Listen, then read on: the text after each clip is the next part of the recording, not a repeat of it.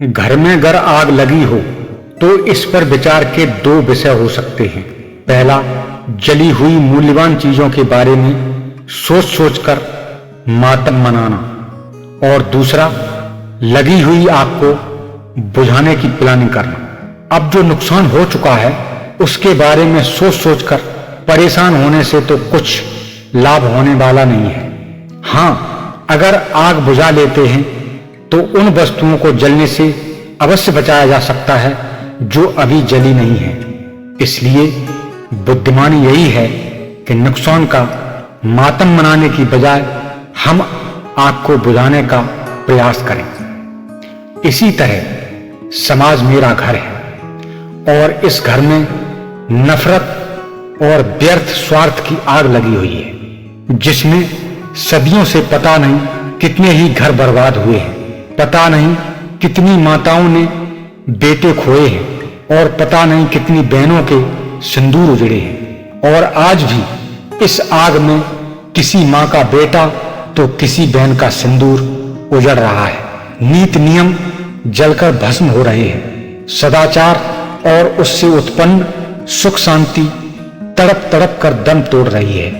और हम हैं कि इस आग को बुझाने की प्लानिंग के बजाय हो रहे नुकसान पर बैठकर मातम मना रहे हैं। जो जल गया है उसके लिए रो रहे हैं और जो जलने वाला है उसके लिए खुद को असहाय समझकर अकर्मण्य है कि ये संभव ही नहीं है, और कोशिश भी कर रहे हैं तो आग में पानी डालने की जगह घी डाल रहे हैं। और जब आग की लपटें और तेज होती हैं तब समय को कोसते हैं कि ये बुरा है। कितनी हास्यास्पद बात है। आज हम चांद पर तो जा सकते हैं, अन्य ग्रहों पर बस्तियां बसा सकते हैं, जीन्सों में परिवर्तन कर सकते हैं, लड़ने के लिए टेक्निकल हथियार बना सकते हैं, हर असंभव को संभव बनाने की हिम्मत कर सकते हैं, मगर एक बेहद छोटा सा काम था जिसमें हम मानवों का परिचय छुपा था, वही हम नहीं कर सके। और वो कार्य था नफरत की इस आग को प्रेम के शीतल जल से बुझाना। आज तक हम ये न समझ पाए कि ये नफरत की आग का आखिर समाधान क्या है। इस कार्य के लिए आज हम पूरी तरह अनाड़ी साबित हो चुके हैं। और इस अयोग्यता पर दिनकर जी कुछ इस तरह इशारा करते हैं।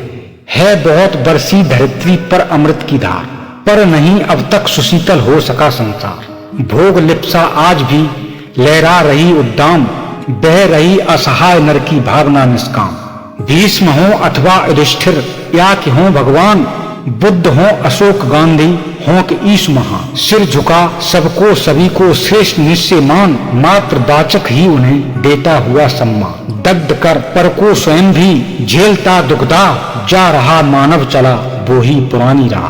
दिनकर जी कहते हैं कि आज भी ये मानव नफरत के उसी जीर्ण रास्ते पर चला जा रहा है जहाँ एक दूसरे का सहारा बनने की बजाय तबाह करते हुए असंख्य असहनीय कष्टों को गले लगाए हुए है।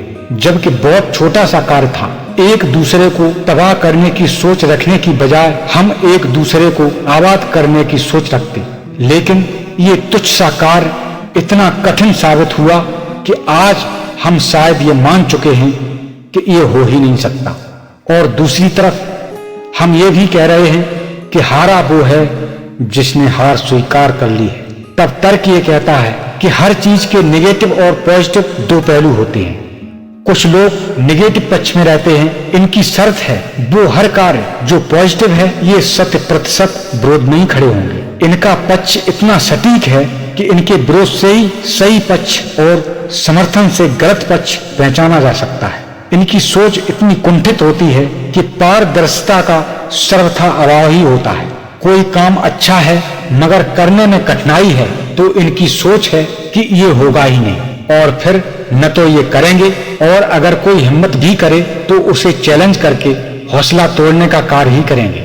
सुखद परिणाम की बात इन्हें बेहद कड़वी लगती है क्योंकि ये भविष्य की उपलब्धि है, लेकिन ये वर्तमान सुख पर जीते हैं। इतने स्वार्थी होते हैं कि बस अपना जीवन सुख में कट जाए, आने वाली पीढ़ियां मरे या जिए इस बात से इन्हें कोई सरोकार नहीं है। बिल्कुल बच्चों की तरह सोचते हैं, जैसे बच्चों को टॉफी दिखा दो और घर की चाबी पकड़ा देंगे। इसी तरह इनकी प्रवृत्ति है, बस कोई काम न करना पड़े और जो चाहें वो उपलब्ध हो। और इनकी सबसे सटीक पहचान है कि सामाजिक हित के ये कट्टर विरोधी हैं, अर्थात ये सबके हित को सामाजिक हित नहीं मानते।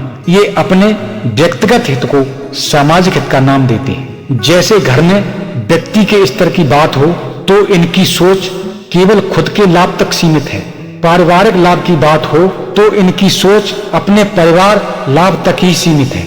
जातियों की बात हो तो इनकी सोच अपनी जात के लाभ तक ही सीमित है। और सबसे बड़ी पहचान इनकी ये है कि ये बच्चों की तरह सोचते हैं, सीधे मजे लेने की तरफ भागते हैं। भविष्य अच्छा बनाने की सोच इनकी होती ही नहीं है। जैसे बच्चों को खेलना भाता है, पढ़ना तो स्वाता ही नहीं है।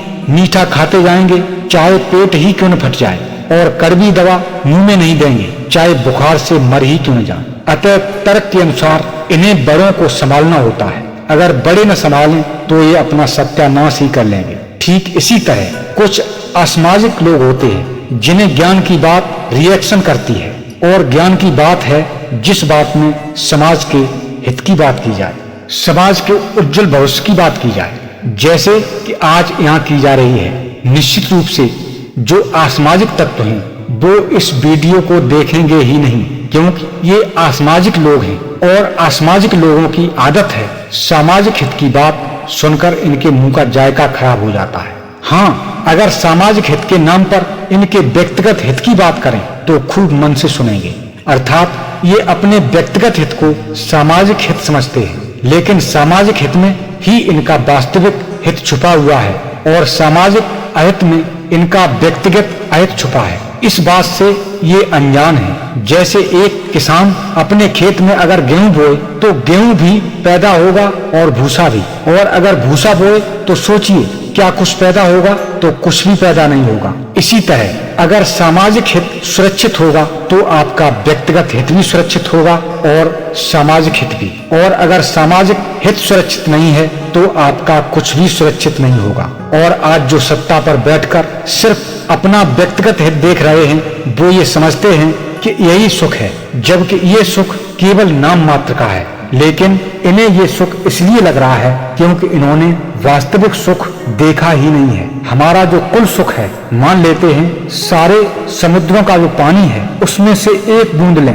और इस बूंद के 1 करोड़ भाग करें और फिर उस भाग के 1 करोड़ भाग करें, ये प्राप्त आनंद इतने हिस्से के बराबर भी नहीं है। तब जरा सोचिए आनंद का कितना बड़ा भाग हमारा पेंडिंग है। लेकिन इन मूर्खों की वजह से आज भी हम अपने इस आनंद से वंचित हैं।